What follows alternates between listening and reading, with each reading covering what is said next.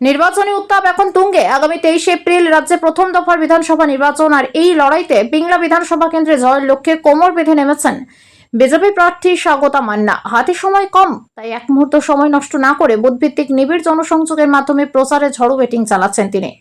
প্রথম দফার বিধানসভা নির্বাচনের নির্ঘণ্ট অনুযায়ী আগামী 23 এপ্রিল ভোট গ্রহণ।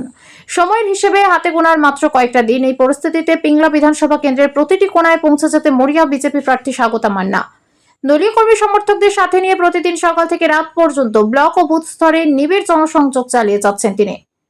বিজেপি প্রার্থী স্বাগতা মান্নার প্রচারের ধরন নজর কেড়েছে পিংলার সাধারণ মানুষের। কখনো তিনি নিজেই স্কুটি চালিয়ে পৌঁছে যাচ্ছেন ভোটারদের দুয়ারে, কখনো আবার যাচ্ছেন সাইকেল চালিয়ে, দলীয় কর্মীদের বাইকে চেপে ঘুরছেন গ্রামের আলপথ। প্রত্যন্ত এলাকাগুলিতে পৌঁছে যাওয়ার জন্য হাসি মুখে পায়ে হেঁটেও জনসংযোগ করছেন তিনি।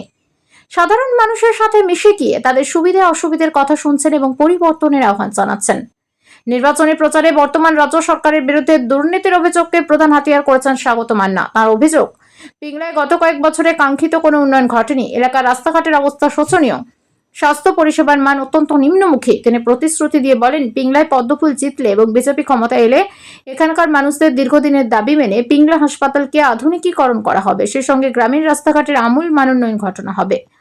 মানুষের অভাব অভিযোগ শোনার পাশাপাশি রাজ্য রাজনীতিতে পরিবর্তনের পক্ষে সওয়াল করেছেন বিজেপি প্রার্থী স্বাগতা মান্নার দাবি, যেখানেই তিনি যাচ্ছেন মানুষের বিপুল সাড়া পাচ্ছেন। তার কথায়, পিংলার মানুষ দুর্নীতির বিরুদ্ধে বীতশ্রদ্ধ। সাধারণ মানুষের এই উৎসাহ দেখে আমি নিশ্চিত যে আগামী 23 তারিখ ব্যালট বক্সে তারা পরিবর্তনের পক্ষেই রায় দেবে।